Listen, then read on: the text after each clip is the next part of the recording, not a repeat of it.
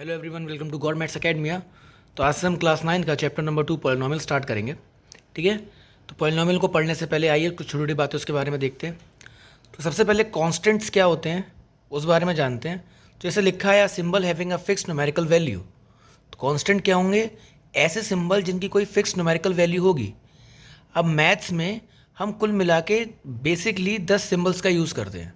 वो 10 सिम्बल्स हमारे पास कौन से हैं? 0, 1, 2, 3, 4, 5, 6, 7, 8, 9। ये 10 हमारे पास सिम्बल्स होते हैं जो अलग अलग वैल्यूज़ को रिप्रेजेंट करते हैं।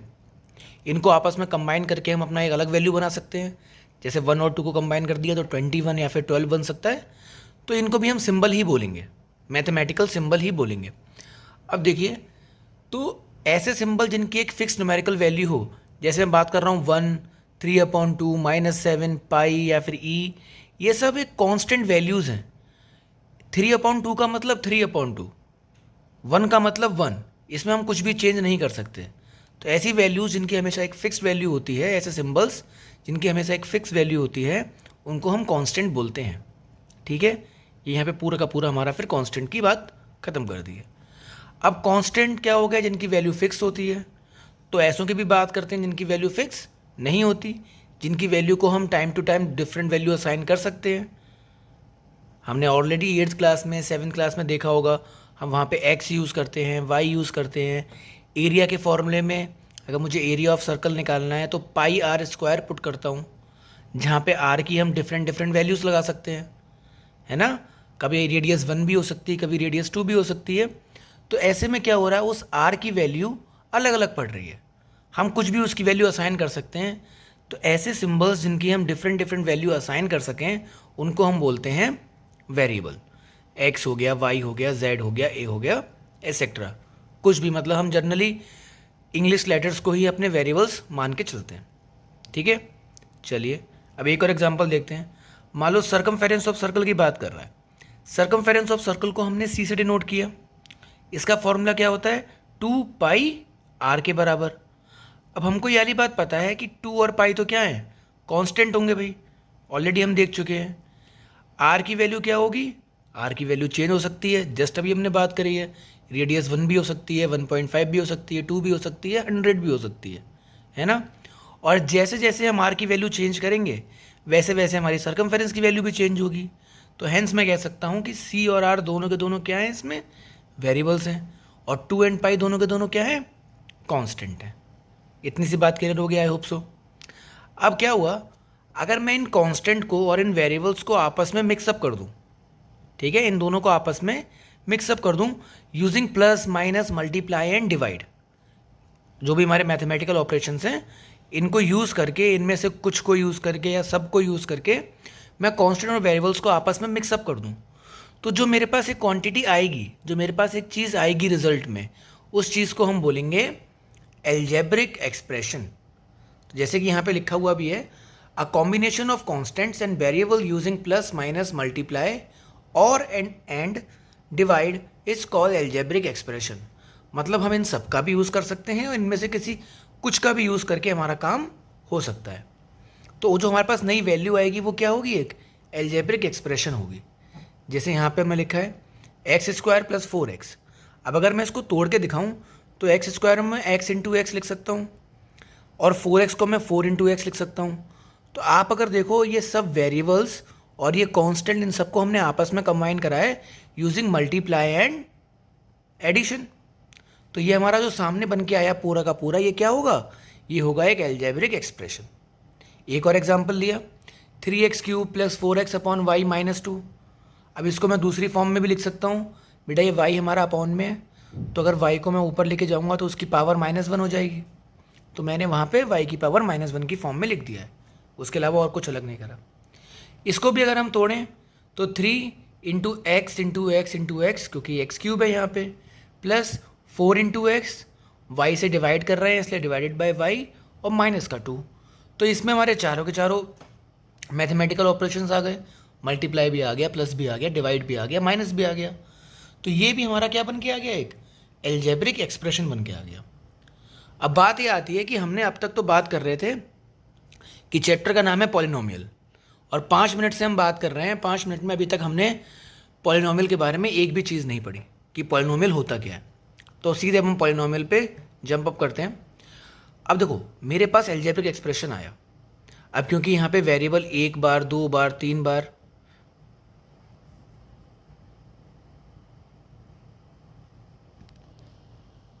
सो if variables have non negative integral powers that is whole numbers, ऐसे में जो हमारा एल्जेब्रिक एक्सप्रेशन होगा वो क्या बन जाएगा? पॉलिनोमियल बन जाएगा। समझते हैं बात को। हमने देखा था कि एल्जेब्रिक एक्सप्रेशन में वेरिएबल्स भी होंगे, कांस्टेंट भी होंगे। अब अगर एल्जेब्रिक एक्सप्रेशन ही हमारा क्या बन के आएगा? पॉलिनोमियल बन के आएगा, ये वाली बात तो आपको समझनी पड़ेगी। क्योंकि पॉलिनोमियल भी क्या है? पॉलिनोमियल भी is a combination of variable and constant है। ठीक है, यही सेम केस हमारा एल्जेब्रिक एक्सप्रेशन में भी था। तो दोनों के दोनों कहीं ना कहीं सेम बात हो गई। तो डिफरेंस क्या आ रहा है? डिफरेंस ये आ रहा है कि एल्जेब्रिक एक्सप्रेशन में हमारे जो वेरिएबल्स हैं उनकी पावर कुछ भी हो सकती थी, -1, -2, अंडर रूट 1/2, 3/2, कुछ भी उनकी पावर हो सकती थी। बट अगर हमें कहना है कि वो पॉलिनोमियल हैं, तो पॉलिनोमियल बनने के लिए उनकी जो पावर होगी वो सिर्फ और सिर्फ होल नंबर में ही होनी चाहिए। मतलब पावर में 0, 1, 2, 3, 4 यही नंबर आए, -1, -2 या फिर 1/2, -3/2, इस तरीके के नंबर उसमें नहीं आए। तब हम क्या बोलेंगे कि हमारा एल्जेब्रिक एक्सप्रेशन क्या है? पॉलिनोमियल है। तो कहीं ना कहीं पॉलिनोमियल एल्जेब्रिक एक्सप्रेशन का एक छोटा सा पार्ट है जो हमको पढ़ना है। ठीक है, आओ कुछ एग्जांपल्स में देखते हैं। एग्जांपल्स हमारे पास हैं कि x² + 4, क्या ये एल्जेब्रिक एक्सप्रेशन होगा? तो हाँ, ये एल्जेब्रिक एक्सप्रेशन होगा, बिकॉज हमने पढ़ा है कि एल्जेब्रिक एक्सप्रेशन क्या है? Combination of constant and variables. तो एल्जेब्रिक एक्सप्रेशन तो ये होगा। क्या ये पॉलिनोमियल होगा? चेक करते हैं। अगर ये एल्जेब्रिक एक्सप्रेशन है तभी हम चेक करेंगे कि वो पॉलिनोमियल है या नहीं है। जो हर चीज़ एल्जेब्रिक एक्सप्रेशन होगी ही होगी। तो यहाँ पे देखते हैं वेरिएबल हमारे पास क्या है? x की पावर कितनी है? +2। और पावर कैसी आ रही है? नॉन नेगेटिव इंटीग्रल पावर आ रही है, मतलब होल नंबर आ रही है। हेंस ये भी एक क्या हो गया? पॉलिनोमियल हो गया। अगले की बात करते हैं। 3x² + 3x/y एल्जेब्रिक एक्सप्रेशन तो होगा ही होगा, बट क्या पॉलिनोमियल होगा? आओ एक बार चेक करें। अगर मैं इसको तोड़ के लिखूं तो तोड़ के कुछ मैं इसको इस तरीके से लिखूंगा, 3x² तो ऐसे का ऐसे ही रहेगा, और ये 3x/y को मैं 3xy की पावर -1 लिख सकते हैं। हेंस यहाँ पे पावर कैसी आ गई है? नेगेटिव आ गई है वेरिएबल की। तो ये हमारा पॉलिनोमियल नहीं होगा। इतनी सी बात क्लियर है। थर्ड वाला question, 3√x + y combination of constant variable होगा, पर क्या हमारा पॉलिनोमियल होगा? तो सर नहीं, क्योंकि इस √x को मैं x की पावर हाफ लिख सकता हूँ, और x की पावर हाफ का मतलब कि x की जो पावर है वो इंटीजर नहीं है, होल नंबर नहीं है। तो ये भी हमारा पॉलिनोमियल नहीं होगा। अब हमने इस क्वेश्चन की बात करते हैं। इस क्वेश्चन की अगर हम बात करें तो ये यहाँ पे मैंने इसको सॉल्व करके भी लिखा हुआ है। इसको यहाँ पे स्क्वायर कर लेते हैं। तो इस क्वेश्चन में क्या है? y² हमारा डिवाइड में है, तो उसको अलग अलग हमने डिस्ट्रीब्यूट कर लिया। y² इसके साथ भी चला गया, y² इसके साथ भी चला गया। एक y से हमारा एक y कट जाएगा यहाँ पर दोनों y से हमारे दोनों y कट जाएंगे। तो क्या बचेगा? 4x/y + 3x, जस्ट लाइक हमारा एग्जाम्पल नंबर 1 की तरह ये बन गया। तो ये भी हमारा क्या होगा? ये भी हमारा एल्जेब्रिक एक्सप्रेशन होगा, बट पॉलिनोमियल नहीं होगा। तो ये बात हमको क्लियर हो गई। अब एक छोटी सी बात और देखते हैं, वो क्या है? वो छोटी सी बात ये है कि जितने भी हमारे पॉलिनोमियल्स हैं वो सारे के सारे एल्जेब्रिक एक्सप्रेशन होंगे। जैसे कि हम यहाँ से बात कर रहे हैं, अगर वो पॉलिनोमियल है तो वो एल्जेब्रिक एक्सप्रेशन होगा ही होगा। बट जो एल्जेब्रिक एक्सप्रेशन है वो पॉलिनोमियल भी हो, ये बात कंफर्म नहीं है। हो भी सकते हैं और नहीं भी हो सकते हैं। जैसे हमने यहाँ पे देखा, एल्जेब्रिक एक्सप्रेशन है तो पॉलिनोमियल हो सकता है, एल्जेब्रिक एक्सप्रेशन है तो पॉलिनोमियल नहीं भी हो सकता है। बट एल्जेब्रिक एक्सप्रेशन तो वो होगा ही होगा, ये वाली बात कंफर्म है। ठीक है, सही है। चलिए अब आगे देखते हैं। चलिए अब स्टार्ट करते हैं। टर्म्स, कोफिशिएंट और डिग्री के बारे में बात करते हैं। छोटा सा टॉपिक होगा, फटाफट खत्म हो जाएगा। देखो टर्म्स क्या है। टर्म्स हमारे पास होता है, एक हमारे पास पॉलिनोमियल है, इसके अंदर प्लस और माइनस भी आएगा। ठीक है, अब हमारे पास प्लस और माइनस से ये हमारे दो तीन हिस्सों में बट रहा है, तो हर एक हिस्से को हम एक टर्म बोलेंगे। अगर मैं बात करता हूँ ये 2 और ये 3, तो इस वाले पॉलिनॉमियल के अंदर कितनी टर्म्स हो गई, 1, 2 और 3। जितने बीच में प्लस या माइनस आ रहे हों उससे एक ज़्यादा ही हमारी टर्म्स होती हैं। एक हम इस तरीके से भी याद कर सकते हैं। बाकी हमको क्या समझना है कि जितने भी प्लस या माइनस पूरे के पूरे हमारे एक पॉलिनॉमियल को डिवाइड करेंगे तो जितने हिस्सों में डिवाइड करेंगे वही हमारे क्या हो जाते हैं, टर्म्स हो जाती हैं। अब इसमें मान लीजिए मैंने इसको छुपा लिया, अब इतना ही मेरे पास पॉलिनॉमियल है, तो ये कितना हो जाएगा, इसमें हमारे पास 2 टर्म्स आ जाएंगी। अब कितनी टर्म्स हैं, अब भी 2 टर्म्स हैं। अब कितनी टर्म्स हैं, अब सिर्फ और सिर्फ एक टर्म बची हमारे पास। ठीक है, इस तरीके से हम टर्म्स को डिवाइड कर सकते हैं। सिमिलरली हमें जो भी क्वेश्चन आएगा उसमें इस तरीके से हम टर्म्स को देखते हैं। अब बात आती है कोफिशिएंट की। तो कोफिशिएंट हम जिसकी भी बात कर रहे हैं उसके कोफिशिएंट का मतलब है कि पॉलिनॉमियल में उस पर्टिकुलर टर्म में उसके साथ में क्या नंबर या फिर क्या चीज़ लगी हुई है साथ में। जैसे अगर मैं बात करता हूँ एक्स का कोफिशिएंट, तो एक्स के साथ में क्या लगा हुआ है, प्लस का 2, तो एक्स का कोफिशिएंट क्या हो जाएगा, प्लस का 2। एक्स स्क्वायर का कोफिशिएंट तो क्या हो जाएगा, माइनस का 4, माइनस का 4। एक्स क्यूब का कोफिशिएंट क्या हो जाएगा, प्लस का 3। इस तरीके से हम कोफिशिएंट्स को देख लेते हैं, है ना। अब थर्ड हमारी चीज़ आई जिसको हम बोलते हैं डिग्री। डिग्री हमारे लिए थोड़ी सी इंपॉर्टेंट है समझना। अब देखो, हर एक टर्म में कुछ ना कुछ पावर है वेरिएबल की। यहाँ पर पावर 1 है, इस टर्म में पावर 2 है और इस टर्म में पावर 3 है। अब सारी टर्म्स में से जिस टर्म में सबसे हाईएस्ट पावर होगी और जितनी वो पावर होगी वही हमारी डिग्री कहलाती है। यहाँ पर पावर कितनी है, 3, यहाँ पर 2 और यहाँ पर 1। इन तीनों में से बड़ी कौन सी है, 3 वाली। तो हेंस इस पॉलिनॉमियल की जो डिग्री हो जाएगी वो कितनी हो जाएगी, 3 के बराबर हो जाएगी। ठीक है, अब ये तो हमारे पास एग्जाम्पल था जिसमें सिर्फ एक ही वेरिएबल यूज़ हो रहा था, सिर्फ एक्स वगैरह आ रहा था। अब अगर एक्स के अलावा भी कुछ और आए, जैसे वाई जेड वगैरह भी इसके अंदर आ जाए, तब ये तीनों चीज़ें कैसे देखेंगे। तो ये रहा एग्जाम्पल। अब इसमें भी देखिए, एक टर्म, दूसरी टर्म और ये तीसरी टर्म, कितनी टर्म्स हैं उसके अंदर कुल मिला के, 3 टर्म्स हैं। तो वो तो ईजी है, समझ में आ गया। अब हमसे बोला जाए कि बताइए कोफिशिएंट ऑफ वाई क्यूब। तो देखो, कोफिशिएंट भी 2 टाइप के होते हैं। एक होता है कोफिशिएंट पूरा का पूरा और एक होता है न्यूमेरिकल कोफिशिएंट। हमें सिर्फ न्यूमेरिकल कोफिशिएंट के बारे में ही पढ़ना है, ठीक है। तो इतना उसको हेडेक नहीं लेंगे। न्यूमेरिकल कोफिशिएंट क्या हो गया कि जिसकी भी बात चल रही है उसके साथ में प्लस में नंबर क्या लिखा हुआ है, सिर्फ और सिर्फ नंबर क्या लिखा हुआ है इतना बताना है। अगर मैंने कोफिशिएंट ऑफ वाई क्यूब बोला तो बेटा वाई क्यूब यहाँ पे 2 जगह आ रहा है, यहाँ पर और यहाँ पर। यहाँ पर इसका कोफिशिएंट कितना है, 1। यहाँ पर इसका न्यूमेरिकल कोफिशिएंट कितना है, 3। ये भी हो सकता है। वरना अगर हम डायरेक्टली जितनी बात करें तो वाई क्यूब का कोफिशिएंट पूछा है तो मैं सिर्फ वो वाली टर्म देखूंगा जिसमें सिर्फ और सिर्फ वाई क्यूब आ रहा हो। तो इसमें कोफिशिएंट कितना आ रहा था, प्लस का 1, हेंस प्लस का 1 ही आंसर होगा। अदरवाइज 3x भी इसका आंसर हो सकता है। ठीक। Coefficient of Z square Y, तो बेटा जेड स्क्वायर वाई के साथ में कुछ नहीं लगा है, कुछ नहीं का मतलब यहाँ पर होता है 1 और माइनस का साइन लगा है तो माइनस का 1। Similarly coefficient of X Y cube जो कि 3 के बराबर होगा। अब इन क्वेश्चन में जो मेन चीज़ समझनी होती है वो होती है डिग्री। देखो अभी आपको देख के लग रहा होगा यहाँ पे 3 पावर है, यहाँ पे 3 पावर है, यहाँ पे 2 पावर है, तो 3 पावर वाली हमारी डिग्री हाईएस्ट होगी। बट एक्चुअली में इसकी डिग्री है 4 और 4 हमको कहीं दिखाई नहीं पड़ रहा है। तो जिसमें एक से ज़्यादा वेरिएबल आते हैं उसमें हमको करना क्या होता है, हर टर्म में जितने भी वेरिएबल्स हैं उन सब की पावर को आप ऐड कर लो। एक्स की पावर कितनी है यहाँ पे 1, वाई की पावर 3, 1 + 3 4। तो इस पूरी टर्म के लिए जो पावर होगी वो कितनी होगी, 4 के बराबर होगी। यहाँ पर 3 है, यहाँ पे 2 + 1 3। अब कौन सी वाली बड़ी है, 4 वाली। तो हमारा आंसर कितना हो जाएगा, डिग्री हमारी हो जाएगी 4 के बराबर। इस तरीके से हमें ये वाले क्वेश्चंस देखें। बात करते हैं टाइप्स ऑफ पॉलिनॉमियल्स की। तो देखो अब तक हमने टर्म्स भी देखी थी और डिग्री भी देखी थी। एक पॉलिनॉमियल्स की अगर हम बात करें उनमें डिफरेंट नंबर ऑफ टर्म्स हो सकती हैं और पॉलिनॉमियल्स में डिफरेंट डिग्रीज हो सकती हैं। तो हमने पॉलिनॉमियल को 2 टाइप से बांटा हुआ है, एक उनकी टर्म्स के बेसिस पर और एक उनकी डिग्री के बेसिस पर। हम दोनों को ही देखेंगे। देखते हैं, अगर किसी पॉलिनॉमियल में सिर्फ और सिर्फ एक ही टर्म हो, सिर्फ और सिर्फ कितनी टर्म्स हो, सिर्फ और सिर्फ एक टर्म हो, तो उसको हम बोलेंगे मोनोमियल।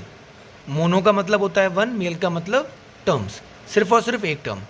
जैसे कि 2x हो गया, सिर्फ एक ही टर्म आ रही है। 3x³ हो गया, सिर्फ एक ही टर्म आ रही है। सिमिलरली -3x³ में भी सिर्फ एक टर्म आएगी, 4/3xy सिर्फ और सिर्फ एक टर्म आ रही है। डिग्री कितनी भी हो इससे कोई फ़र्क नहीं पड़ता। जब मैं टर्म्स की बात कर रहा हूँ तो मैं सिर्फ टर्म्स को ही देखूंगा। 2 -1 0 ये भी हमारे मोनोमियल के अंदर आएंगे। अब बात ये आती है सर इसमें तो कोई कांस्टेंट है सिर्फ और सिर्फ और कोई वेरिएबल है नहीं, तो ये हमारा पॉलिनोमियल कैसे हुआ? अभी हम नेक्स्ट स्लाइड में देखेंगे उसको अच्छे से डिटेल में कि कैसे 2 या कोई कांस्टेंट नंबर भी एक पॉलिनोमियल हो सकता है। चलिए दूसरा, अगर हमारे पास नंबर ऑफ टर्म्स 2 हों तो बाई का मतलब 2, नोमियल का मतलब टर्म्स, तो उसके अंदर अगर 2 टर्म्स आ रही हैं तो वो हमारा बाइनोमियल हो जाएगा। जैसे 2x + 1 1 2, 3x² + 4 1 2, यहाँ पर भी 1 2 1 2। पावर क्या है क्या नहीं है इससे हमें कोई फ़र्क नहीं पड़ता क्योंकि मैं सिर्फ नंबर ऑफ टर्म्स को देख रहा हूँ। ओके, सिमिलरली अगर नंबर ऑफ टर्म्स 3 हो तो ट्राइनोमियल हो जाएगा। ये हमारे पास एग्जांपल लिखे हैं। पावर क्या हो क्या नहीं हो कोई फ़र्क नहीं पड़ता, नंबर ऑफ टर्म्स 3 होनी चाहिए और पावर हमारी होल नंबर भी होनी चाहिए, तभी पॉलिनोमियल होगा वो। ठीक है, तो पावर 4 होंगी तो हम बाई क्वाड्रेटिक बोलेंगे, ऐसी पेंटा जो भी नाम हो, पर हमें जो बेसिकली पढ़ना होता है वो मोनोमियल, बाइनोमियल, ट्राइनोमियल ही पढ़ना होता है। ठीक है, इससे ऊपर भी होंगे, वो अलग अलग नाम है उनके, वो हमें कोई ज़रूरत नहीं है इतना याद करने की। अब बात करते हैं on the basis of degree. अब अगर कोई पॉलिनोमियल है जिसकी डिग्री 1 है, मतलब कितना बड़ा भी पॉलिनोमियल क्यों ना हो उसकी डिग्री कितनी आ रही है? 1 के बराबर आ रही है, तो वो हमारा हो जाएगा लीनियर पॉलिनोमियल। जैसे 2x, यहाँ पे x की पावर कितनी है? 1, एक ही टर्म है तो सिर्फ इसी की बात करेंगे। ठीक है, 3/2x, x + 1, डिग्री 1, यहाँ पर डिग्री नहीं है, डिग्री 1, यहाँ पर डिग्री कैसे निकालेंगे वो हम अगली स्लाइड में देखेंगे। आप मान के चलो अभी यहाँ पर डिग्री 0 है हमारे पास। ठीक, तो 1 बड़ा है तो लीनियर पॉलिनोमियल में 1 हो जाता है। क्वाड्रेटिक पॉलिनोमियल जिसकी डिग्री 2 हो, x² - 7x², 3x², x² + 4, x² + 3x - 4, कितनी भी टर्म्स का आ रहा हो, क्योंकि मैं डिग्री की बात कर रहा हूँ तो टर्म से मुझे कोई मतलब नहीं है, बस हाईएस्ट पावर कितनी आनी चाहिए? हाईएस्ट पावर मेरी 2 के बराबर आनी चाहिए किसी भी टर्म की। मतलब यहाँ पे अगर कोई एक टर्म है तो उसकी पावर अगर 2 के बराबर है और वही हाईएस्ट है तो वो मेरा क्वाड्रेटिक हो जाएगा। सिमिलरली अगर हाईएस्ट पावर मेरी 3 होगी तो वो मेरा क्या हो जाएगा? क्यूबिक पॉलिनोमियल हो जाएगा। Cubic polynomial, cubic polynomial, cubic polynomial, power 3 power 2 बड़ी कौन सी है? 3, क्यूबिक पॉलिनोमियल, पावर 3 2 1 बड़ी कौन सी है? 3, क्यूबिक पॉलिनोमियल, 3 0 1 बड़ा कौन सा है? 3, तो ये भी हमारा क्यूबिक पॉलिनोमियल हो जाता है। अब हम बात करते हैं अपने कांस्टेंट पॉलिनोमियल्स की, जो भी हम पिछले स्लाइड में देख रहे थे कि 1 2 3 4 5 6 इनको मैंने मोनोमियल बोला था। ठीक है, और ये हमारे होते क्या हैं एक्चुअली में? ये हमारे होते हैं कांस्टेंट पॉलिनोमियल्स। कांस्टेंट क्यों है ये तुमको पता है, क्योंकि कांस्टेंट क्वांटिटीज़ हैं। पॉलिनोमियल कैसे हुए इनके बारे में हमें समझना है। तो वो समझने से पहले आपको 2 चीज़ें समझनी पड़ेंगी कि मैं किसी भी नंबर को उसमें 1 की मल्टीप्लाई करके इस फॉर्म में लिख सकता हूँ। जैसे 1 को 1 × 1, -1 को -1 × 1, पाई को पाई × 1, 7/2 को 7/2 × 1 इस फॉर्म में लिख सकता हूँ।